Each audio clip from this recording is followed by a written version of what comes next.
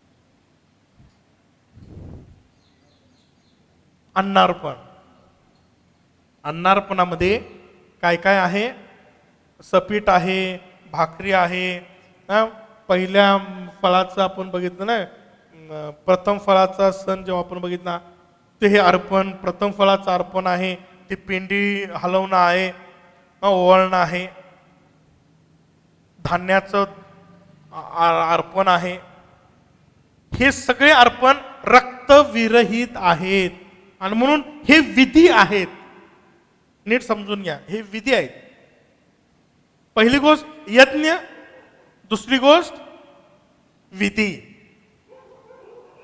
तिसरं एक शब्द प्रामुख्यानं वापरलेला आहे, ऑफरिंग किंवा अर्पण.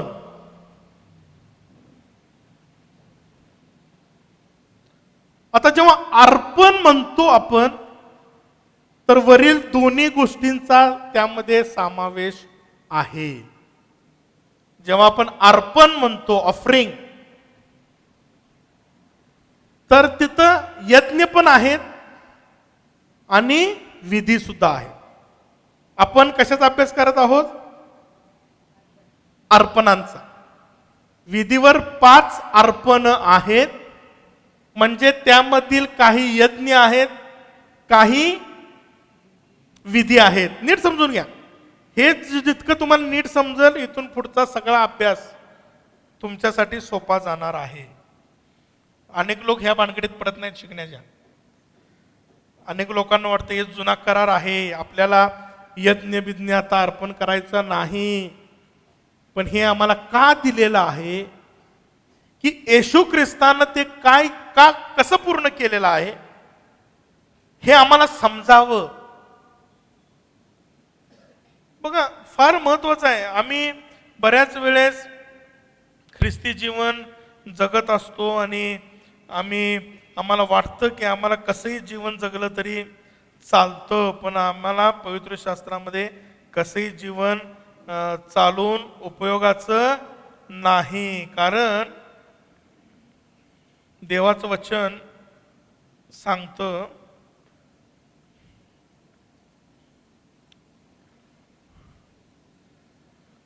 कालचाच आपला बायबल स्टडीचा विषय होता, पहिले पेत्र याचा 4 अध्याय आणि 1 वचन.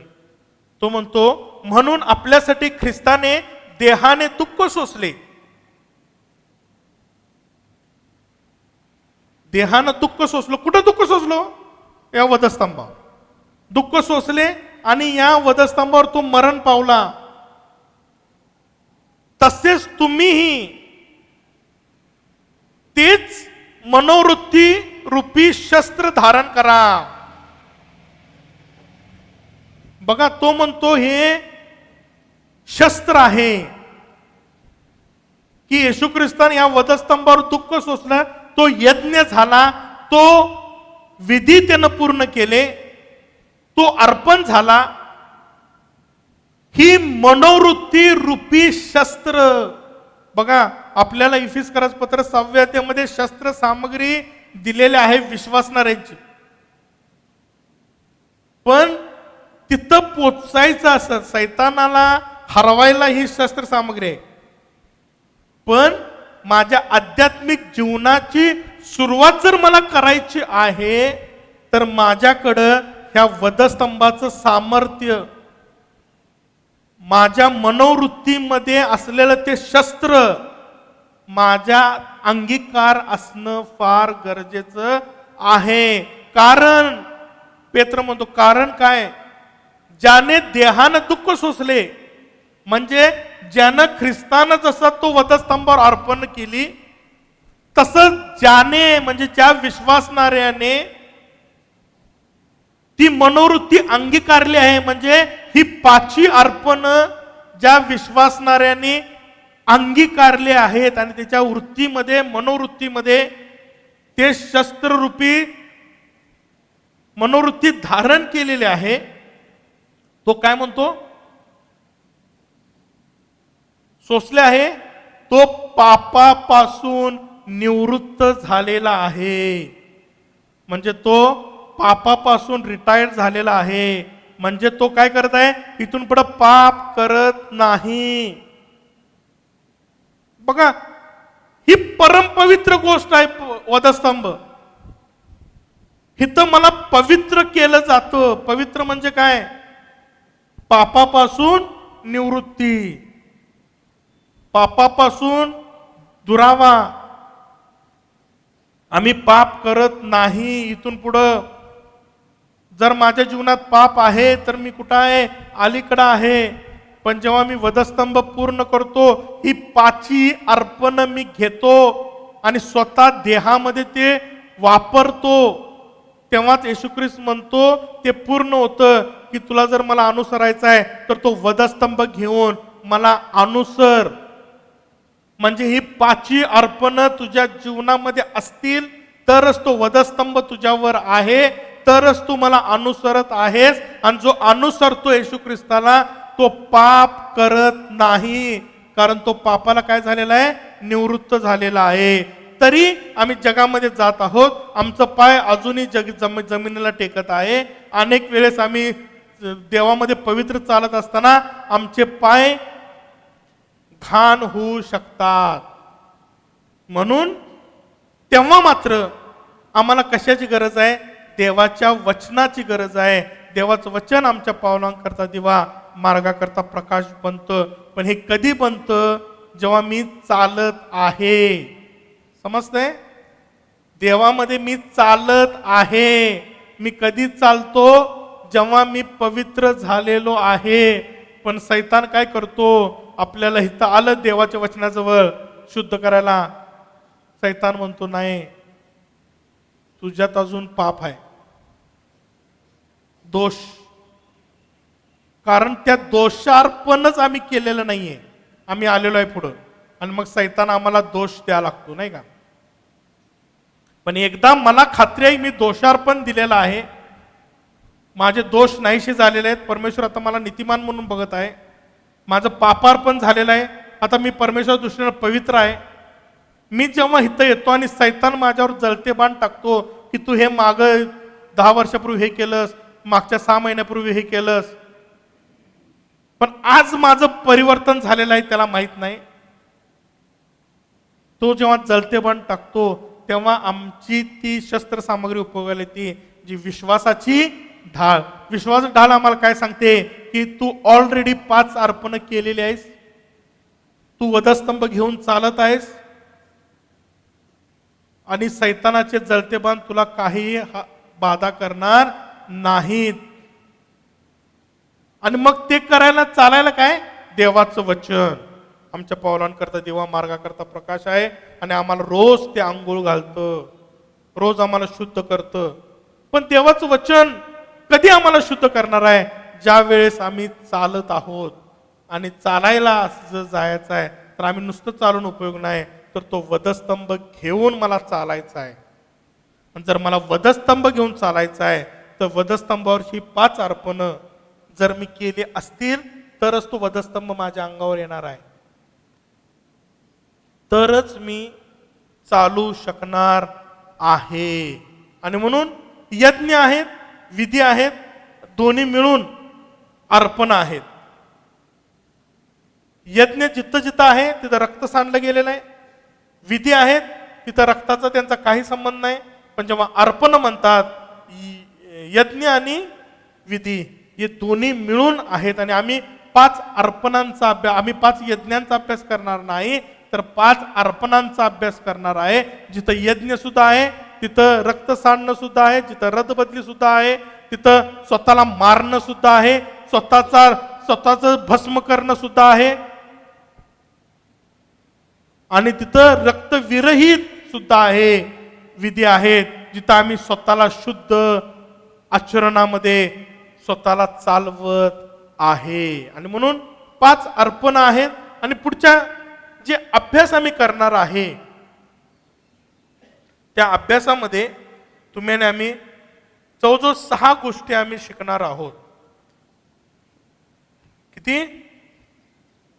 6 गोष्टी शिकणार आहोत. आता बघा, 5 अर्पणांचा अभ्यास आम्ही जेव्हा करणार आहे, या 5 अर्पणांचा अभ्यास, प्रत्येक अर्पण जेव्हा अभ्यासणार आहे ह्या 6 गोष्टींचा अभ्यास करणार. पहिली गोष्ट, अर्पणाचे स्वरूप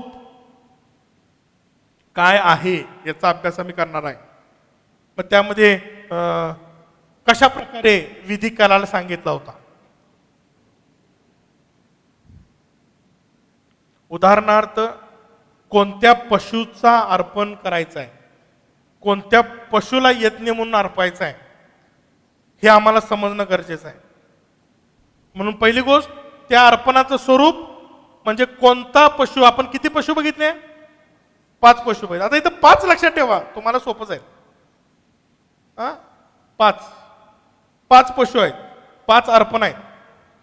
विधी ही होम विधी 5 बाय 5 बाय 5, उंची मात्र 3 फूट आहे. त्याचं कारण आहे उंची आणि कोश हे एकाच लेवलचे आहेत. परमपवित्र स्थान आणि परमपवित्र होमविधी आहे. पहिली गोष्ट अर्पणाचे स्वरूप. दुसरी गोष्ट अर्पण करण्याचे कार्य. अर्पण करणाऱ्याचे ऑफरर जो आहे किंवा अर्पण घेऊन येणारा जो आहे त्याचं कार्य. आता नीट समजून घ्या. याजक जेव्हा याचा तो अर्पण सुद्धा करायचा, बरोबर आहे. आम्ही याजक आहोत म्हणजे आपण अर्पण करणं गरजेचं आहे, बरोबर. पण ख्रिस्त कोकरा सुद्धा होता, बरोबर आहे. तो अर्पण सुद्धा झाला. समजते तुम्हाला? दुहेरी काम आहे. तो अर्पणही झाला आणि तो अर्पण करणारा सुद्धा होता. तसं तुम्ही आणि आम्ही सुद्धा याजक आहोत, आम्हीही अर्पण करायचं आहे. आणि जसा येशू ख्रिस्त चालला, येशू ख्रिस्त म्हणतो वधस्तंभ घेऊन चालायचा, म्हणजे जसा तो अर्पण झाला तसं आम्हालाही अर्पण व्हायचं आहे. जसं येशू ख्रिस्तानं दुहेरी काम केलं तसं तुम्ही आणि आम्ही सुद्धा आमच्या जीवनात दुहेरी काम करणं गरजेचं. म्हणजे मी याजक सुद्धा आहे आणि मी अर्पण करणारा, आम्हाला स्वतः मला अर्पण सुद्धा व्हायचं आहे. बघा अब्राम देवालाच काय म्हणून म्हणलेलं आहे? मित्र म्हणलेला आहे, नाही का? अब्रामाला म्हणलेला आहे की तो देवाचा मित्र होता आणि परमेश्वर स्वतः त्याला भेटायला येत होता. माहित आहे ना स्टोरी? परमेश्वर स्वतः त्याच्यावर बोलत होता, भेटायला येत होता. मोशेला पण आहे, अब्रामाला सुद्धा भेटायला येत होता. वाचा बायबलमध्ये. त्याने दशपुष्ट बैल कापले. तो कोण होता? तर येशू ख्रिस्तच होता. आपण ते आता खोला जायचं नाही, आपण अभ्यासणार आहोत. पण अब्राम परमेश्वराचा मित्र होता आणि मग घनिष्ठ नातेसंबंध होता, नाही का? पण इसाक झाला आणि देवाकडचं जरा कमी झालं आणि आपल्या एकुलत्या एका पुत्राकडं ले मन नाही. रोज त्याला चॉकलेट घ्यायला घेऊन जायचा, जिथे देवाला भेटायची वेळ होता त्याला मार्केटला फिरवायला घेऊन जायचा, गाडीवर बसवायचा आणि फिरवायला न्यायचा. चल फिरून ये आपण ना. मग परमेश्वर म्हणला आता हिची काय करूया? परीक्षा. बघा परमेश्वर इच्छा आहे, परमेश्वराला नेहमी आम्ही आमच्या जीवनाचं पहिलं स्थान द्यावं. पहिलं स्थान नेहमी आमचा परमेश्वर असतो. आणि अब्रामाचं पहिलं स्थान इसाकानं घेतलं असं परमेश्वराला वाटलं आणि त्याने काय केली? त्याची परीक्षा घेतली.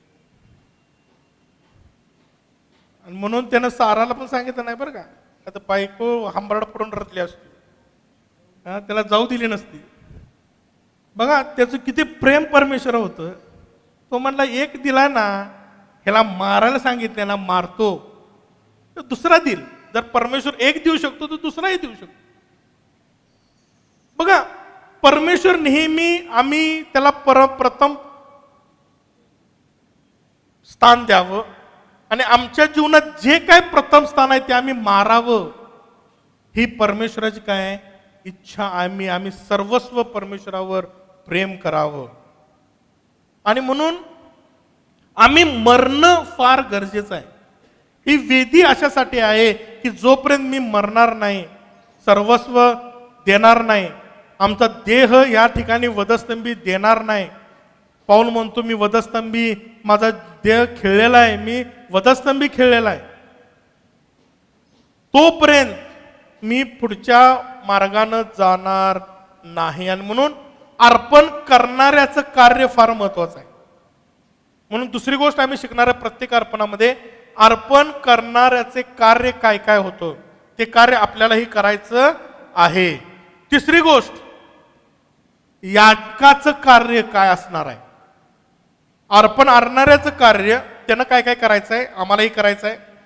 याजकाचं कार्य हेही फार महत्वाचं आहे की याजकानं ते काय करायचं. एकदा अर्पण करणाऱ्या व्यक्तीने दिलं, त्याची प्रोसिजर पूर्ण केल्यावर याजकानं पुढची प्रोसिजर काय करायची आहे तेही आम्हाला समजणं गरजेचं आहे. कारण आपल्यालाही याजक पण करायचं आहे. आपण कोण आहे, याजक आहोत. कारण याजकी सेवा केली तरच मला पुढे जाणार आहे मी. लक्षात ठेवा, ह्या इथं याजक झाल्यावरच याजकालाच एंट्री आहे पुढे जाण्याची. आणि म्हणून याजकाचं कार्य सुद्धा आम्हाला माहित असणं फार गरजेचं आहे. आता चौथी गोष्ट हे अर्पण जे केलेलं आहे त्या अर्पणाचा कोणता भाग कुणाला जाणार आहे. बघा, अर्पण करणाऱ्याचं काम, याजकाचं काम, आणि अर्पणाचं स्वरूप बघितलं आपण. ते बघितलं, अर्पण एकदा केलं की कुणाला काय मिळणार आहे हेही फार महत्वाचं आहे अभ्यासामध्ये. पहिली गोष्ट आम्ही बघणार आहे, त्या अर्पणात देवाला काय मिळणार आहे. त्या अर्पण जेव्हा भस्म केलं जाईल हे परमेश्वराकडे गेलं. लक्षात ठेवा, होमवर यज्ञ जेव्हा रचला जाईल आणि अग्नीमध्ये तो जाळला जाईल, तो सगळा परमेश्वराला मिळणार आहे. समजलं. म्हणजे चौथी गोष्ट, देवाला त्या अर्पणातून काय मिळणार आहे. पाचवी गोष्ट, आता किती पार्ट आहेत इथं, 3 पार्ट आहेत. एक देव आहे, एक याजक आहे आणि अर्पण करणारी व्यक्ती आहे. आता अर्पणामधून तिघांना काय वाटा मिळणार आहे. पहिली गोष्ट, देवाला काय वाटा मिळणार आहे, याजकाला काय वाटा मिळणार आहे आणि अर्पण करणाऱ्याला काय वाटा मिळणार आहे. ह्या गोष्टी आम्ही येणाऱ्या दिवसांमध्ये शिकणार आहोत. बायबल स्टडीमध्ये घेतलं होतं, पण जरा डिटेल आपण परत घेणार आहोत. आणि एक अभ्यास म्हणून बायबल स्टडीमध्ये जरा विषय वेगळे होते, पण आज आम्ही बाकी जे आम्ही शिकलो चर्चमध्ये त्या सगळ्यांचा सार घेऊन एक प्रॅक्टिकल जीवन आम्ही जगायचं कसं, त्यावर ह्या पुढचा संदेश जे असणार आहेत ते असणार आहेत. कारण बायबल स्टडीमध्ये आम्ही शिकतो, थिओलॉजी शिकतो, नाही का. चर्चमध्ये सुद्धा आम्ही बऱ्यापैकी सिद्धांत शिकत असतो, पण हे सिद्धांत, ही थिओलॉजी जोपर्यंत आमच्या मनोवृत्तीमध्ये येत नाही, जोपर्यंत आमच्या जीवनामध्ये ते येत नाही, तोपर्यंत आमचं जीवन हे आशीर्वादित होऊ शकत नाही. आणि म्हणून आम्ही किती म्हणलं कृपा मला मिळालेली आहे, पण जर मला ही अर्पणांचाच मला अभ्यास नाहीये, ख्रिस्तानं कोणकोणती अर्पण केली ही मला माहीत नाहीत, मीच ती कधी अर्पण केलेली नाहीयेत, मला कृपा कधीच मिळणार नाही आहे. ही 100% मी तुम्हाला गॅरंटी देतो. जोपर्यंत आम्ही आमचा वधस्तंभ घेऊन जात नाही, चालत नाही आणि रोज कधीतरी नाही, तरच मला रोज देवाची कृपा मला मिळणार आहे. आणि जर मला कृपा मिळायची आहे तर माझा यज्ञ होणं, नाही का. आम्ही बघतो बाप्तिस्मा घेत असताना काय चिन्ह आहे, आम्ही काय दाखवतो की मी देहामध्ये मेलेलो आहे, माझा जुना मनुष्य मेलेला आहे आणि जेव्हा मी बाहेर येतो तेव्हा मी त्या नाविन्यात चालणं, नव्या जीवनात चालणं, आध्यात्मिक जीवनात चालणं गरजेचं आहे. म्हणून हा बाप्तिस्मा महत्वाचा आहे. म्हणून पश्चाताप करा आणि काय म्हणलं पेत्र? बाप्तिस्मा घ्या. पहिल्या भाषणामध्येच तो म्हणतो की बाप्तिस्मा घ्या. कारण का? तुम्ही ही स्टेप तुम्ही काय करताय? फॉलो करत आहे. बाप्तिस्मा घेतला पण मी मेलेलोच नाहीये, तर तो बाप्तिस्मा ही काय होणार आहे? आमचा व्यर्थ होणार आहे. कारण आम्ही सिंबॉलिक केले नाही, पण वास्तविक जीवनामध्ये आम्ही कसं जीवन जगत आहोत. आज माझ्या जीवनामध्ये मी मेलेलो आहे का? मी जर मेलेलो आहे तर माझ्यामध्ये गर्व नाहीये. जर मी मेलेलो आहे तर माझ्यामध्ये दुसऱ्यांच्या गोष्टींबद्दल लोभ नाहीये. मी जर मेलेलो आहे तर जगात आणि जगातल्या गोष्टींमध्ये मी अडकणार नाहीये. जर मी मेलेलो आहे तर नेहमी माझं लक्ष त्या स्वर्गीय यरुशलेमेकडे आहे. जर मी मेलेलो आहे तर मी जग आणि जगातल्या गोष्टीमध्ये लोटासारखं मी घुटमळणार नाहीये. तरच लक्षात ठेवा माझ्यावर कृपा होणार आहे. आणि म्हणून हे सगळं म्हणायला फार सोपे शब्द आहेत. कृपा, दया, प्रीती सगळं म्हणायला फार सोपं आहे. पण जेव्हा खरी आम्हाला मिळणार आहे तेव्हाच त्याचा खरा अर्थ आम्हाला समजणार आहे. म्हणून शब्द नुसते आमच्या जीवनात असू नयेत, तर आमच्यामध्ये कृती असणं, आमच्यामध्ये ते ख्रिस्ताचं जीवन असणं फार गरजेचं आहे. म्हणून आम्ही 4-5 गोष्टी आज आम्ही बघितलेल्या आहेत की ह्या अर्पणांचं महत्व किती आहे आमच्या जीवनात. आणि इथं योगायोग नाहीये प्रियानो, ही परमेश्वराची योजना आहे की तुमच्या जीवनात कृपा यावी, परमेश्वराने तुमच्यावर कृपा करावी, ही परमेश्वराची इच्छा आहे. पण जर कृपा व्हायची आहे तर या कृपेचं महत्व आम्हाला समजणं आणि ती कृपा कशी घ्यायची आमच्या जीवनात हे आम्हाला समजणं फार गरजेचं आहे. आणि ते समजण्यासाठी आम्हाला ख्रिस्तानं केलेले अर्पण बघणं गरजेचं आहे. येशू ख्रिस्तानं वधस्तंभावर केलेलं अर्पण कसं होतं आम्हाला जुन्या करारात यावं लागणार आहे. आणि ही 5 अर्पण त्या विधीवर जशी अर्पली होती ती सर्व अर्पण ख्रिस्ताने केलेली आहे 2000 वर्षापूर्वी.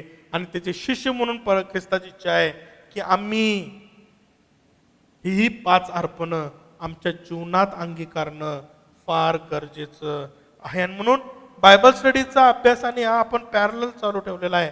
कारण ह्या अभ्यासाला जे महत्त्वाच्या गोष्टी आहेत त्या आम्ही बायबल स्टडीमध्ये घेत असतो. आणि म्हणून बायबल स्टडीचा सुद्धा व्हिडिओ बघत जावा, ऐकत जावा. परत एकदा आता काय मिस झालं तर तुम्ही यूट्यूब, फेसबुकवर आहे, तुम्ही कधीही ते रेफरन्स बघू शकता आणि अधिक अभ्यास करू शकता. फक्त मी सांगतो त्याच्यावर अवलंबून राहू नका. तर ही वचनं वाचा जे रेफरन्स दिलेले आहेत आणि तुम्हाला त्यातून काय परमेश्वरानं दाखवलेलं आहे, तुम्हाला परमेश्वर कसा बोलत आहे त्या वचनांद्वारे तुमच्याशी पर्टिक्युलर. कारण हे व्यक्तिगत आहे. बघा, हे अर्पण ज्या त्या व्यक्तीनं आणायची होती. लक्षात ठेवा, जेव्हा मी अर्पण शिकणार आहे आम्हाला इन डिटेल आम्ही ते बघणार आहे. पण हे अर्पण तो वधस्तंभ मला घेऊन जायचा व्यक्तिगत. म्हणून हे व्यक्तिगत प्रत्येकाची जबाबदारी आहे की हे समजावं. फक्त वडिलांनी समजावं, मुलांना काय नाही समजलं चालत नाही. प्रत्येकाने लहानापासून थोरापर्यंत, लहानापासून मोठ्यापर्यंत प्रत्येकानं ह्याचा अभ्यास करणं हे गरजेचं आहे. कारण जेव्हा आम्ही हे करतो तेव्हाच आम्हाला खरी कृपा आम्हाला मिळणार आहे. आणि मग कशी मिळणार आहे, काय मिळणार आहे आम्ही पुढच्या वेळेस बघणार आहोत. पण परमेश्वर काय आहे, पवित्र आहे. आणि परमेश्वर पवित्र आहे आणि म्हणून आम्हीही पवित्र असणं गरजेचं आहे. आम्ही कसंही परमेश्वराच्या समक्षतेत येऊ शकत नाही. कारण निर्गम 15:1 सांगतं, हे परमेश्वरा, देवामध्ये तुझ्यासारखा कोण आहे, पावित्र्यामुळे वैभवी, स्तवनीय कृत्यानी भयानक, अद्भुते करणारा असा जो तू, त्यात तुझ्यासारखा कोण आहे.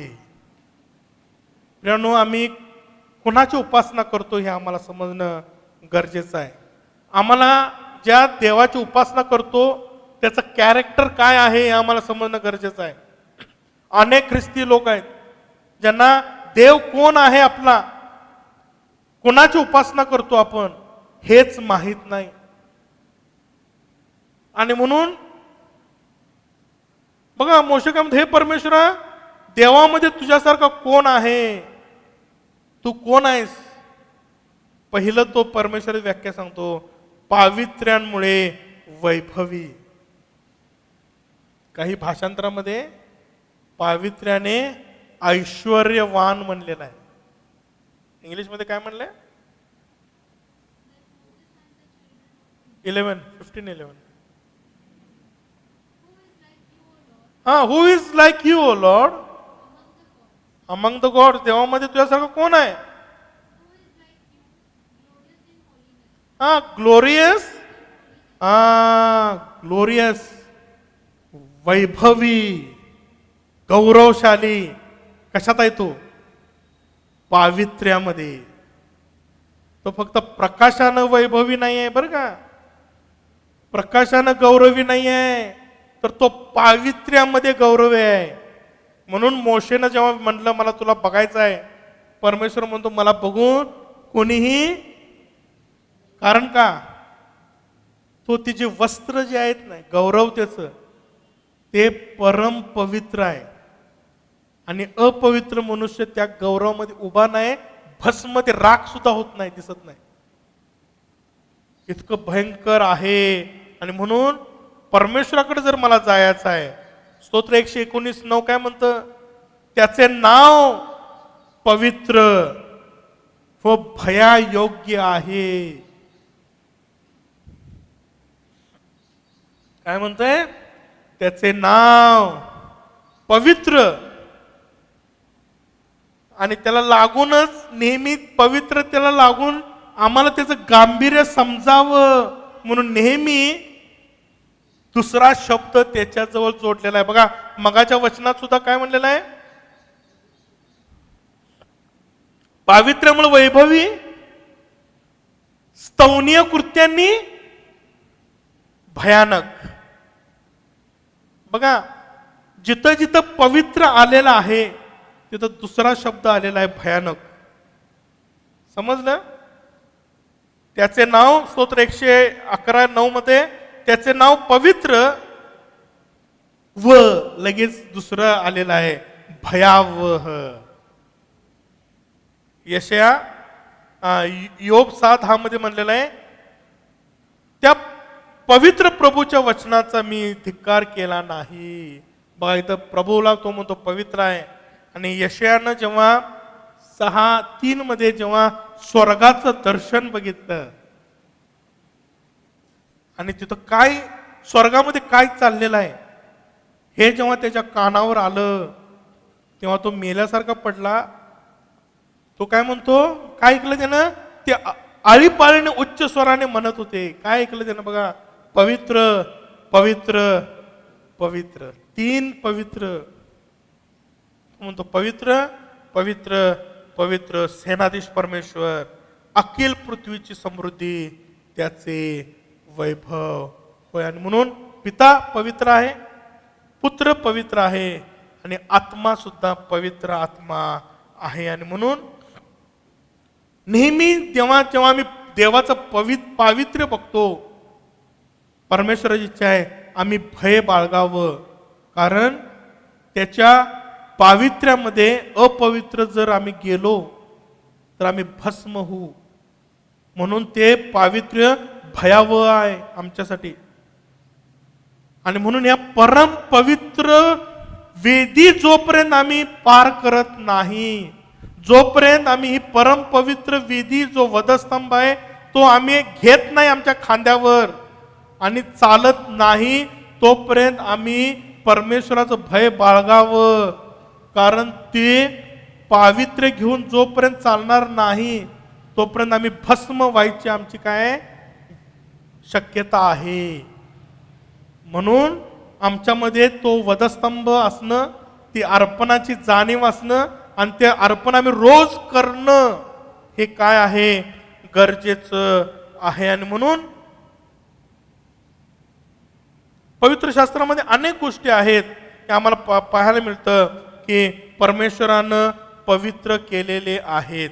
जेव्हा परम पवित्र परमेश्वराच्या समक्षेत जेव्हा आम्ही येतो, वस्तू येतात, जमीन येते, परमेश्वराचं वचन आम्हाला अनेक ठिकाणी सांगतं की ते परमेश्वर पवित्र करतो. त्या जमिनी पवित्र नाही आहेत, तर ज्या परम पवित्र देवाच्या समक्षेत ते आलेले आहेत म्हणून ते काय झालेले आहेत, परम पवित्र झालेले आहेत. बघा, ह्या विधीवर जो अग्नी आला होता, कुठला आला होता?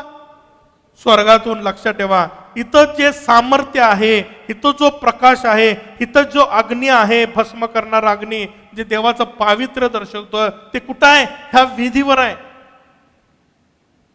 आणि म्हणून ती अग्नी जोपर्यंत आम्ही घेत नाही आमच्यामध्ये, तोपर्यंत आम्ही पवित्र होणार नाही.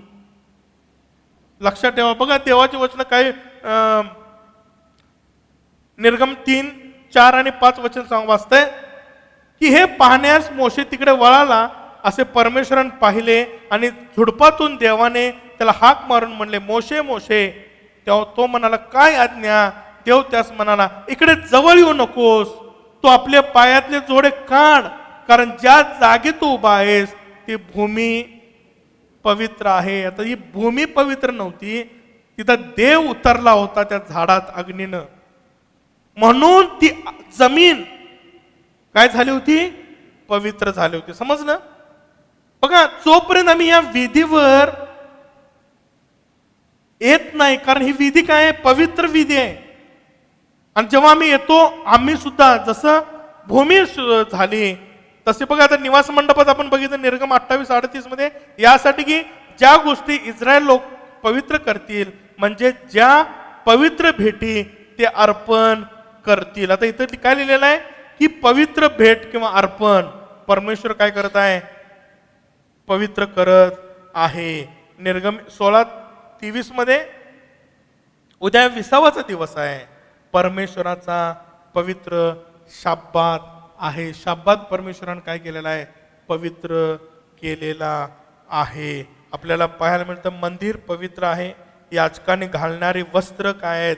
निर्गम 28:2 मध्ये, गौरवासाठी व शोभेसाठी तो आपला भाऊ अहरोन याकरिता पवित्र वस्त्र तयार कर. बघा, पवित्र वस्त्र घातल्याशिवाय मी इथं जाऊ शकत नाही.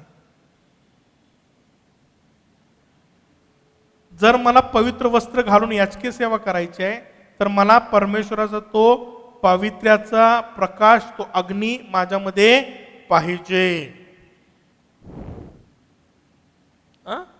मग याचकाला डोक्यात टोपी घालायला सांगितली होती नाही का? निर्गम 29:6, त्याच्या डोक्यात मांदिल घाल व मांदिलावर पवित्र मुकुट घाल. बघा, परमेश्वरान कोश सुद्धा पवित्र आहे. सिनाय पर्वत, तो म्हणतो स्तोत्र 2:6 मध्ये की मी आपला पर्वत, आपल्या पवित्र सियोन डोंगरावर आपला राजा अधिष्ठील. तो सिनाय पर्वत, सियोन पर्वत सुद्धा परमेश्वर म्हणतो तो काय? पवित्र आहे. कारण ख्रिस्ताचं राज्य जे येणार आहे ते तिथून येणार आहे, तो तिथं बसणार आहे आणि म्हणून देव तिथं असणार आहे. म्हणून ती जागा काय असणार आहे? तो डोंगरच पवित्र असणार आहे. यरुशलेम नगरी काय आहे? नेहम्या 11:1 मध्ये आम्हाला पाहायला मिळतं, यरुशलेम नगरी ही पवित्र नगरी आहे. स्वर्ग काय आहे? देवाचं पवित्र निवासस्थान आहे.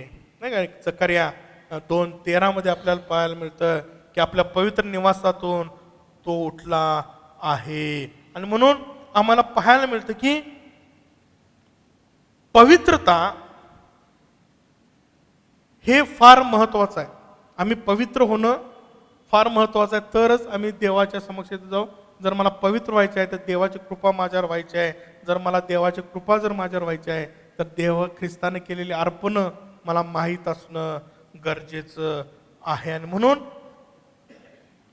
देवाच्या पवित्र शास्त्रामध्ये जेव्हा आम्ही नियमशास्त्र शिकतो तेव्हा आम्हाला देवाचं पावित्र्य पाहायला मिळतं. जेव्हा आम्ही वधस्तंभाकडे बघतो त्यावेळेसही आम्हाला देवाचं पावित्र्य दिसतं की ज्यावेळेस येशू ख्रिस्ताच्या वर सगळ्या जगाचं पाप होतं, तेव्हा त्या परमेश्वरानंही त्या ख्रिस्तावरून आपली नजर काय केली, काढली. आणि पहिल्यांदा येशू ख्रिस्त म्हणतो, हे माझ्या देवा. त्या क्षणापर्यंत एकदाही येशू ख्रिस्त म्हणला नाही की माझ्या देवा, तो म्हणतो माझ्या पित्या. हे नातेसंबंध होता येशू ख्रिस्ताचा आपल्या पित्याबरोबर. पण ज्या वेळेस तो वधस्तंभावर आमची सगळ्यांची पापं त्याच्यावर घातली घेतली, तेव्हा त्या पित्यानं, कारण तो पिता पवित्र आहे, त्यानं स्वतःच्या पुत्रावरचं पाप बघितलं नाही. तुमचं आणि आमचं पाप तो बघल का? कधीतरी आम्ही विचार करूया. फार भयंकर आहे. म्हणून पावित्र्याबरोबर नेहमी भयावह आणि भीती अशा गोष्टी आम्हाला पाहायला मिळतात. आणि म्हणून जेव्हा आम्ही पवित्र शास्त्राचा अभ्यास करतो, आम्हाला देवाच्या पापाबद्दलचा तिटकारा व त्याचे पावित्र्य आम्हाला पाहायला मिळतं. आणि म्हणून अपवित्र होऊन आम्ही देवाच्या समक्षतेत कधीच जाऊ शकत नाही, कधीच सेवा करू शकत नाही. आणि म्हणून जर मला पवित्र व्हायचं आहे तर मला वधस्तंभाची परिभाषा नीट समजणं गरजेचं आहे. जर मला वधस्तंभ नीट समजायचा आहे तर मला अर्पण नीट समजणं गरजेचं आहे. जर मला अर्पण नीट समजायचे आहे तर अर्पणामध्ये ती पद्धत काय होती, आणि ह्या 6 गोष्टी, अर्पणाचं स्वरूप, दुसरी गोष्ट काय बघितली आपण,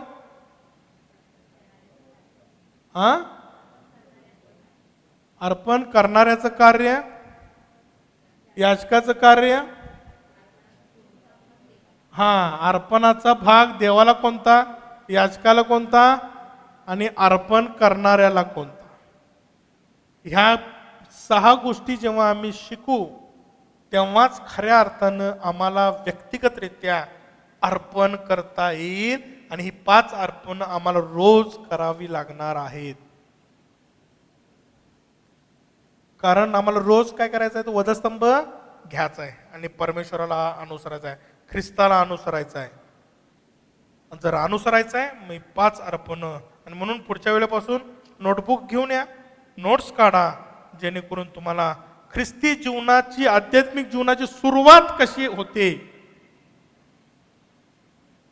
बघा, अनेक 30 वर्षाची ख्रिस्ती आहेत पण अजूनही वधस्तंभावरच्या गोष्टी माहीत नाहीत, अजूनही येत आहेत. काही नवीन जन्मलेले आहेत ख्रिस्तामध्ये, आजही ते येत आहेत. आम्हाला इथून उठावून आम्हाला पुढे चालायला लागणं गरजेचं आहे. आणि चालताना वधस्तंभ घेऊन चालणं गरजेचं आहे. त्यासाठी अर्पण आम्हाला करणं हेही काय तितकंच गरजेचं आहे. आपण डोळे बंद करूया. हे आमच्या महान परमेश्वरा, पुन्हा एकदा या वचनातून प्रभू तू आम्हाला सहाय्य केलं, शिकवलंस. आणि प्रभू तू खरोखर चांगला आहेस. प्रभू खरोखर तू आम्हाला तुझ्या प्रकाशात आणलेला आहेस. प्रभू तुझ्या त्या पावित्र्यामध्ये प्रभू तू आम्हाला आणलेला आहेस, म्हणून तुझे आम्ही आभार मानतो. प्रभू प्रभू खरोखर तुझ्या प्रत्येक अर्पणां